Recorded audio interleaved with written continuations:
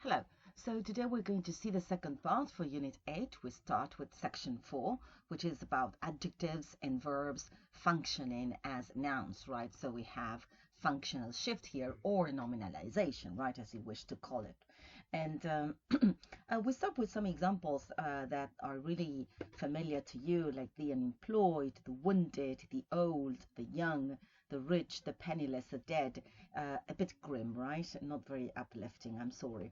And then I wanted to stop and consider the pronunciation for the last word that appears in this group, which is the deceased, right? Sorry, the deceased, with two S's, right? As opposed, so deceased, as opposed to diseased, right, which is sick, right?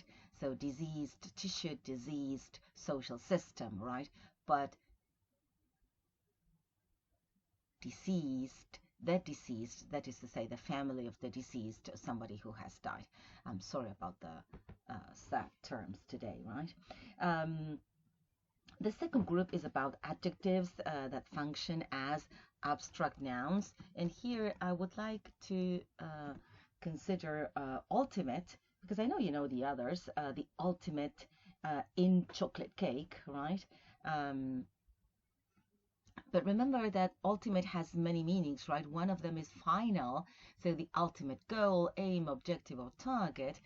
Then you have the meaning that we saw here, like the most extreme or best or worst or greatest or most important, like the ultimate test of your skill, the ultimate luxury. Nuclear weapons are the ultimate deterrent, right? Like the greatest in this case, right? And then the meaning is also basic in the ultimate truths of philosophy, or the ultimate source of the rumors. So think about how we stumble upon the right sense of the word depending on the context, right? Okay, there are some other expressions here, like the good, the bad, and the ugly, right? Which is also, as it says here, became a film. And one I want to single out is the moving from the sublime to the ridiculous, right? And this is a phrase that lends itself to creativity, right? And so, you know, the sublime, it means the very best, right? Sublime beauty, well, a hotel, that would be a bit of an exaggeration, right? Sublime confidence, right? But then we can also, instead of from the sublime to ridiculous, sometimes we go from the loftiest to the most mundane. Oh, I clicked, sorry. Of course, this is not going to appear, right? The loftiest, from the loftiest to the most mundane. So maybe from the highest level of morality, right? Lofty ambitions, ideals, or principles, and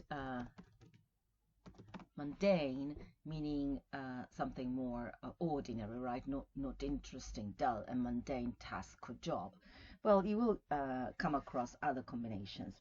Frankly, I don't have any other comments apart from one that I wanted to make at the very beginning, but maybe you already know this, that we changed the pronunciation of for the depending on the word that follows. So if we say, if it is followed by a vowel, a word that starts with a vowel, then it will be the old, right?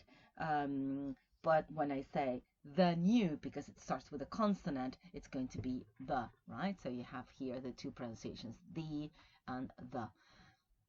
Now, remember that this the question of a consonant will also be true for semivowels like wounded, so the wounded and the young, right?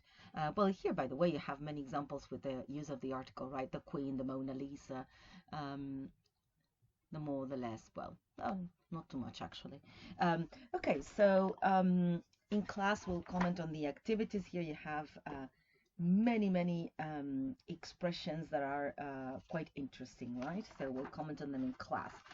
Then for section 5, so we're going to think about singular forms and plural forms.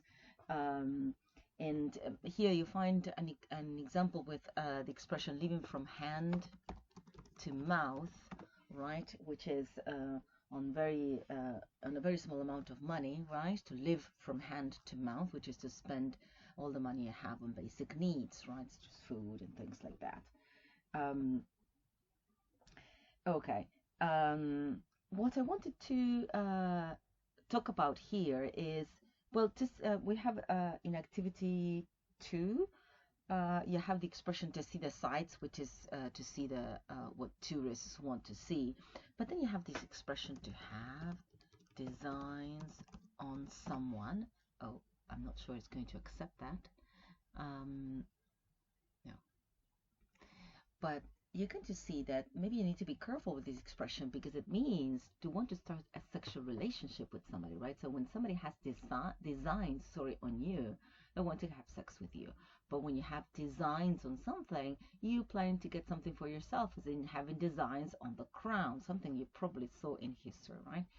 There was always people having designs on the crown, right? Possibly today as well. All right, but I wanted to comment in passing about other plural forms that you may not be aware of, right? Plural forms are really problematic in some cases. For example, when you're talking about compounds, right? So we have these plurals in English. Sorry. For Attorney General, the plural is attorneys general, right? Attorneys general. This is less frequent, right? Though clearly acceptable because it is in the dictionary. Notary public. These are expressions we saw earlier, some of them when you have two nouns together. Notaries public, right? Mother-in-law. I'm skipping the hyphens. Let's see if we manage. Mothers-in-law, fathers-in-law, of course, as well, right? But what about this? I'm not sure this one is here. It's men of war. There it is. Men of war, right? Man of war, man of war, men of war. What about the mouthful? Or a spoonful of sugar, right? Oh, it's not here. Shame on you. Mouths full. Right? And what about a passer? Well, they want mouthfuls. So traditional grammars want mouthfuls, right? Sorry, mouths full, but actually accept both, right? The one with the S here, mouths full, is more more traditional, right? And what about passerby?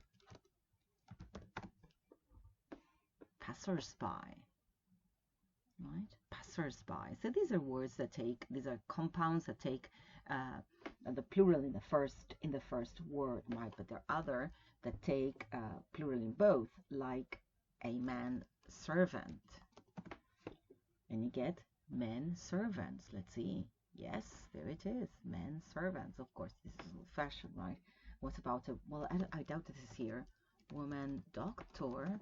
The plural is women doctors. Yes, and this is not here, right? Maybe, well, and for a gentleman farmer, it would have been gentlemen farmers, right?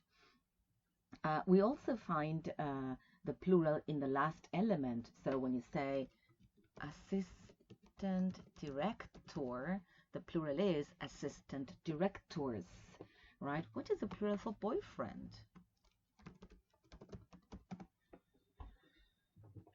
Of course, boyfriends, right? Not here, right? Well, boyfriends, right? With the S at the end. And what about fountain pen?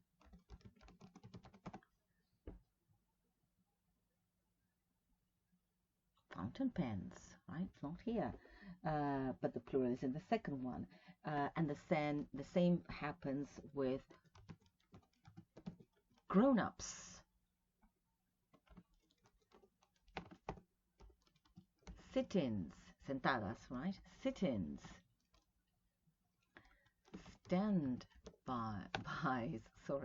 Standbys. Takeoffs. Yes, despegues. And forget-me-nots. Forget-me-not. Let's see, maybe this is here. The flower, right? Forget-me-nots, right? This the word is here, but not the plural. Forget-me-nots.